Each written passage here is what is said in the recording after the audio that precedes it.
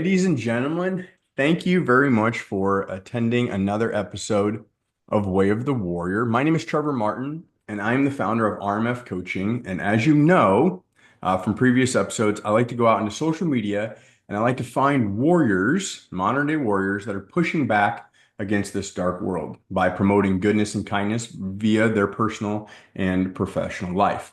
Now, some individuals recently have asked, like, "Hey, how did this get started? How did Way of the Warrior get started?" Well, that started from RMF coaching.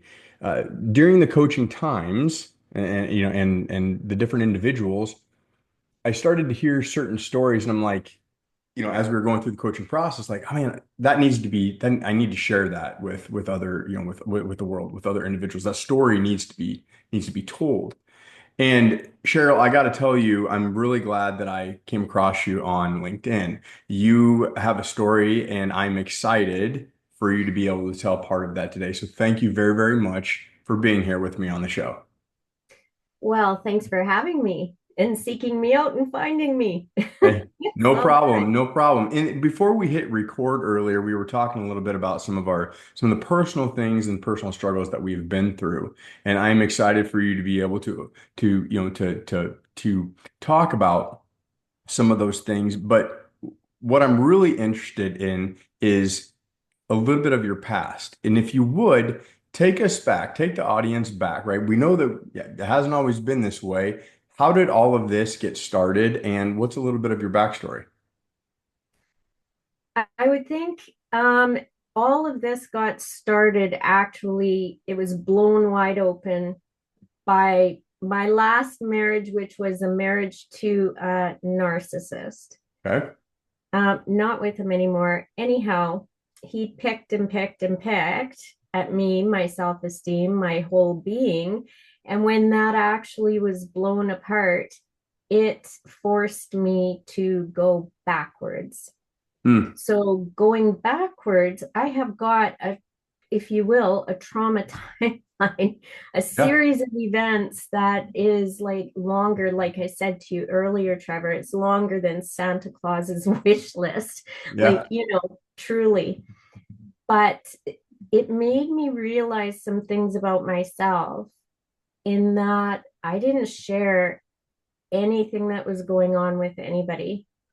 I like sectioned myself off. I built brick walls around me. I enforced I fortified the brick walls with other walls. Preach. And I wasn't even aware of myself, really, um, walking around through life. I wasn't aware of other emotions that I had. I wasn't aware of how hurt, how damaged I actually was, Hmm. or how serious some of the things that I had gone through were. Yeah. Isn't that crazy? So I know that talking about things like that and being around narcissistic behavior, having, had that tendency, as we talked about in my past, that takes a toll. So what I really, when you said building those walls and then actually reinforcing those walls, that resonates with me. Just we talked about self-preservation also, that resonates with me. But then you mentioned, like, I didn't even know, like, who I was. I was just kind of numb, right? Just walking around like, I guess this is life. I guess this is just how it's going to be. What was the what where did, when you look at your past, where did the shift happen? Where were you like, wait, hold on a second. No, no, no. Well, I think I have gone through actually so much in my life. Um, Everything affects you, whether you're consciously aware of it or not. Like if you're adopted, that's a new thing, and you kind of carried something like that with you for your whole life. Preach. Um, and then there's also, other life events, being bullied at school, being beaten up, being, with a I've been married a couple of times before. And that track record isn't just because I picked shitty people, which I did, but I was also a shitty person because I was living out of survival.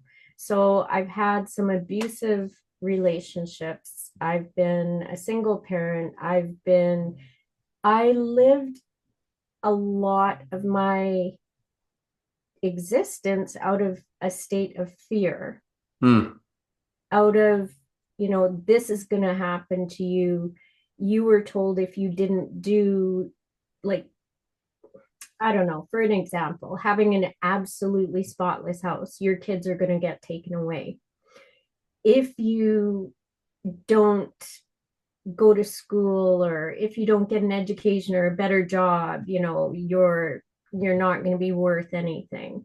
So a lot of my existence was just on autopilot, knowing that I need to do this and that, but yet it wasn't recognizing feelings. Now that didn't explode until actually this last relationship, this last marriage. I was married to a narcissist, and by the end of that marriage, I didn't even recognize it was the end of the marriage. It was the discard and evaluation, and I was in bed for anywhere from, I think it 2 weeks to 6 weeks. I don't Wow. know. And then one day it was just like I sat up, I looked around my room, and I looked at my things, and some of my things that had memories for me and stuff. Um, and then I smelled myself, and it was like, oh God, woman, get up and go to the shower. This is not you. This is not where you need to be. And that really was the catalyst Hmm. to start to open up and dig into everything, because I knew somewhere deep down that this is not me, because I always had the drive to keep going. And believe me, there was so many things in my past that could have just shut me down Yeah. and, made me want to look for an out, so to speak. Um, but I just kept going. So there was something there. But the catalyst, I must say, to all of this was actually over a decade of narcissistic abuse. And I must say, coming out of that just recently, it makes you realize who the people are in your family and who the people are around you as well. 100%. I absolutely. And I sit here and I'm going, and I've done this on numerous episodes where you hear something from the other individual on the show and you're like, holy cow, I was meant to hear this. Like there's a reason why this conversation is happening, right? I don't believe in coincidence. So one for you, we talked about adoption and I'm adopted. And then you talk about you're living hell in high school, being built, bullied, being kicked, being beaten up. Yep. All of those things. And then we hinted at self-preservation. So as I got older and figured I could put meat on my bones, I started to build a bigger me so that I wouldn't get fucked with. Right. And then I started to push back. And then I realized that there was power in that, and then I actually became the very thing that I despised, which was a bully. And so I get like when you get, but what I, so I'm gonna stop there on me, but going back to what you said about sitting and laying in that bed for like 2 weeks, looking around at your things and then going, hold on a second, wait, like this is not, no, no, no, no, no. I don't deserve this. This isn't me. This is not the world that I had envisioned. This is not acceptable. There's different types of people in this world, Cheryl, that I truly believe. And one of those, there's people that will sit there and go in their head, they'll go, yep, I need to do something different, but they don't do anything different. Then there's those that go, I need to do something different, and they get the fuck up and they get in the shower and they do something different, which is clearly what you've done. So through all of that, you know, through all that trauma, and in your most recent relationship, that's brought you to, closer, well, obviously to present day. How is that impacting? How is all of that impacting what you're doing now for in your personal and professional life? Well, first of all, like my my upbringing and everything, has a really big impact on this because I was in foster homes as well. Mm, And when I was younger, I actually saw that this is not right. And I got a few of them shut down as well. So that kind of comes into present time and helping people and kind of just having that knowing that, oh, hey, this might be going on with you and stuff. And been there, done that. I've yeah. got a wardrobe full of t-shirts. But anyways, I'm getting off topic. Um, so with helping people right now and how I got into it, I also so that was part of it. I'm also was a psychiatric nurse in acute care for 21 years. And that aspect of it is definitely comes into play. But that was all stripped away from me by the narcissist. So when I kind of like came to, hey, it's me, I'm alive, I had to rebuild not only myself, but what did I want to do Yeah. and what resonated with me. Because doing things somebody else's way for the masses and everybody to conform and fit into that wasn't my thing. Everybody is an individual. Everything affects people a different way. So Preach. I thought, and I'm not a pill pusher. I'm not like really into that. Don't get me wrong, they're helpful for different people for different things, but it's not really what I aligned with. So I went in and I got my clinical hypnotherapist designation. And I also certified in somatic trauma informed coaching. And with those things, because I have so much experience throughout my life, now that I recognize with narcissism, and I do not throw that word around lightly because it has been, and I don't know why, but I kind of take offense to that. So it's something I need to look into myself again. There we go. Something Yeah. else. Yay, yay me. So all of those things, all of those events led me to what I do now. And what I do is I have coaching. I help people get out of that brain fog, out of all of that trauma brain, which is an actual thing, to really separate, go through what was a lie, what's my truth, what's my reality. Let's get you back to you, but a better version. I what I love about that is I'm going to take that clear back to what you said. When you were walking around in that fog, you're like, I didn't even know that it was me. I didn't even know who I was. And now look at you, you're in the bed and you're like, oh, I need a shower. I got to get up. I know who I am, and this is not it. So I'm up. And then taking the steps to where you go on, you got to be, I swear you got to be like a sister in spirit because you then go on a self-awareness, you go on your own path to go, okay, let's identify just who I am and what the fuck I'm capable of. And then you go do certification, whatever, to battle that trauma, that trauma. What did you call it? Trauma brain, right? Mm-hmm. Yeah, and to help, to help other individuals face that and get through that. We in the beginning when we were talking about narcissism before we hit record.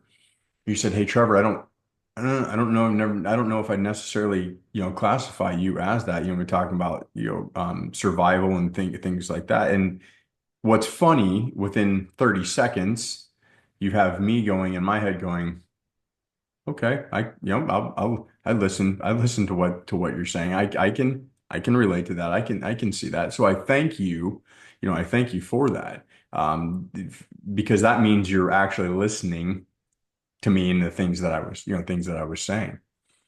When you move forward, so when you look into the future, Cheryl, like this is obviously a lot, and I'm definitely interested in doing a deep dive with you on narcissism and kind of doing a special Way of the Warrior event, if you will. But when you look forward, to your future, both personally and professionally, in this niche, or just however, I guess your future forms up in your mind, what's that look like? Oh, I've thought about this numerous times because I just always have something in my head. It's like, what can I do? What can I do? What can I do? Um, my future looks like helping numerous people, having people find a little bit about themselves, then a little bit more about themselves, discovering what their truth is, and being happy. Being happy, like you lose, you're happy. In fact, I just put out an article this morning on Medium. It's on LinkedIn, it's on my Facebook and stuff. And it's entitled, "What is the hardest thing to get back after narcissistic abuse?" And that's you're happy. Because if you think about it, you're if you go through trauma, not only narcissistic abuse, but trauma in your life, you kind of end up walking around with that shell that we talked about, that stone face. You don't have an expression really, unless somebody picks at you, and then your expression usually isn't happiness, right? It's like, Fair. Yeah. so you lose your happy. And your happiness is part of your authenticity because everybody is born happy. I So that's my thing. I want to see people happy, enjoying their lives. yeah. You need to put that on a t-shirt. Bring back your happy. Can you see this? Take care, be safe and fine. Ah, yes. That's brilliant. I'm smiling ear to ear because this morning Jamie was getting ready and she was in the bathroom and Charlie loves to Charlie Quinn's my 16 yeah, 16-month old. Anyway, she loves to run up to the edge of the bed, especially when I sit down and put my socks on, because we have this game where I'll lift her up, I'll throw her up in the, I throw her up in the air, and she just squeals out of joy. She gives me a little adrenaline junkie, but she loves the pillows that are stacked on the bed because they're like her mountain, like a mountain to climb. So I'll throw her into the pillows, and she'll just look around, turn around, and look back, like, "Oh, is Dad going to get me? Is Dad going to chase me?" You talk about happy. When she giggles, when she squeals like that, the sheer joy that I feel that I've never ever felt in on any different level of happy or whatever, that right there, that's pure happiness. I laugh so deep and so hard, so long, like it's crazy. And it saddens me a little bit to think that there was ever a time in my life where maybe wasn't even capable of experiencing that, or that I caused people hurt that they couldn't experience that. And that right there, I think actually hits harder than I couldn't. It's that during my bullying phase, or when I was an absolute dick, that caused people to not be able to feel something. So I applaud you, Cheryl. I love the cup, the image that you just showed us, being able to grab people and say, "Hey, let's get some healing work done, and let's let's get you there. Let's get you there."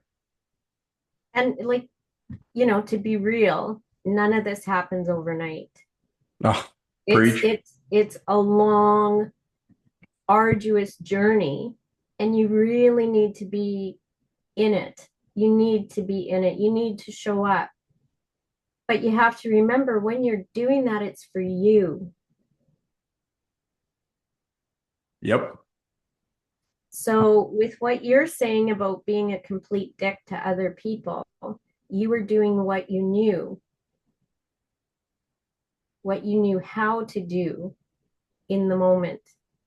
because I'm pretty sure if you knew what you knew now, you wouldn't go back and repeat the same behavior.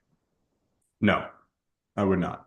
So that's part of healing too, is Yeah. going back and looking what you've done, taking responsibility for it and forgiving yourself. I Cheryl, I appreciate that. It takes a certain individual to be able to talk openly about things like that. Not only, the difficult subject of narcissism and obviously the loss of happiness or not having that. There's that, but then there's also that there's a certain type of person that's able to reach out and make it so others like myself feel comfortable talking about that, feel comfortable with responding to the question, would you go back, would you go do the same thing? Or would you, now understanding what you did to others and how it impacted them, would you repeat that pattern of behavior? And no, right? But so I appreciate that. I appreciate the thoughtfulness there, but I also appreciate the push, right? We talk about being a warrior. We talk about, Mm-hmm. that different type of moxie that people have. And it takes that to ask those questions. Like, hey, what about this? Sure, you know, you can talk about all of that stuff, but are you okay getting down to the nitty gritty? Are you okay getting into the dirty stuff and actually digging deep and figuring out, are the words that you're saying true? Do you believe them and do you back them with action? So I'll tell you this. I'm very, very excited to go back and rewatch this whole thing because I've got back here. I'm like, I can remember the things that you said at the beginning and how everything ties in. And this is going to be one of my favorite episodes. I'm damn sure. Before we close out, Cheryl, and folks, audience, as you're listening, I do want Cheryl and I talked about this, so hopefully we can find a time, make some time. But I do want to definitely do a kind of a special edition and do a deep dive into narcissism, narcissistic behavior, and all of those things, Cheryl, with you, if that is a possibility in the future. Oh, it's absolutely anything is possible, Trevor. Anything is possible. Oh yeah. Well, Cheryl, so as the audience, as we wrap up here, as we close out, and the audience wants to get a hold of you, what are some of the social media platforms you're on, or how can they reach out? Okay, I am on LinkedIn, and it's just my name, Cheryl Abraham. My website is collaborativecarehypnotherapy.ca.com, uk.org. Wherever you are, you can get a hold of me. Um, I I wouldn't, no, don't go to my Instagram because to be honest, I suck at putting stuff up there. So just don't do it. I'm on Facebook under Collaborative Care Hypnotherapy. You can go there as well. I publish an article every Saturday on Medium with just under my name, Cheryl Abraham. And one last thing I wanted to just share for people who maybe aren't ready to open up and talk about anything or make an appointment. Maybe your funding isn't so great right now, and that's fine because my services range from $48 up. Good. And this is one of the easiest things that you can do for yourself. I made these, they're called Breaking the Trauma Bond, but they're good for any kind of trauma that you've had in the past. Comes with a book. We're going to pull a card for Trevor today. And let's see what Trevor should be or what goes with what he's been saying, how he's been feeling today. So they're not oracle cards, they're not tarot cards, they're personal development cards. I absolutely love this. I'm geeking out. This is awesome. Okay, so oh, look at that. My time is precious. There you go. So there's a stone and the color of the card that it all has meaning. All of it has meaning. So sorry, I'm taking up a lot of time here trying to find everything. You're So the good. color, This is your time.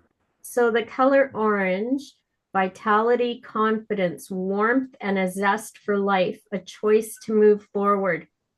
Warrior. And at the bottom of the card, it says, I deserve to give my time to me and know it's okay to say no. All right.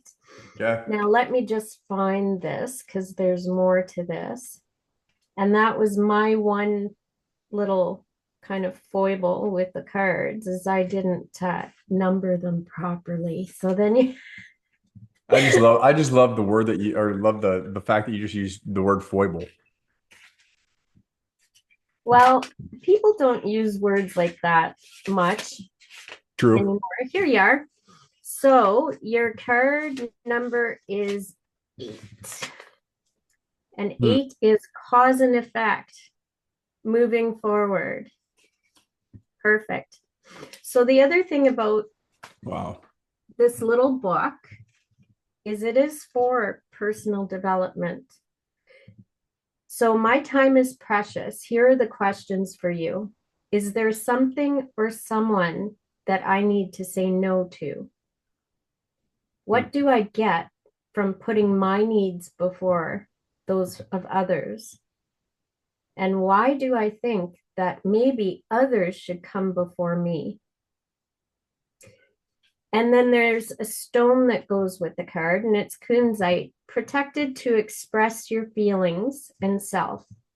This stone helps release stress, anxiety, and intolerance, helps elevate your mood, helps you to accept criticism in a good way, and ask yourself introspective questions. Wow. Well, I'm going to tell you right now that I'm going to be reaching out because I want that the whole thing that you offer.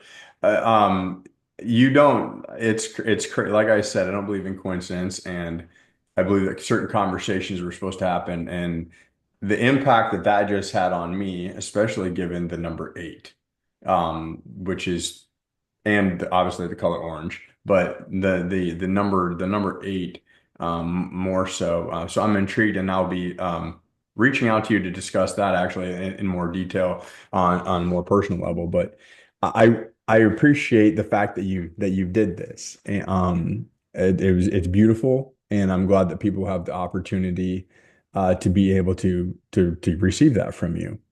How long did that take you to make?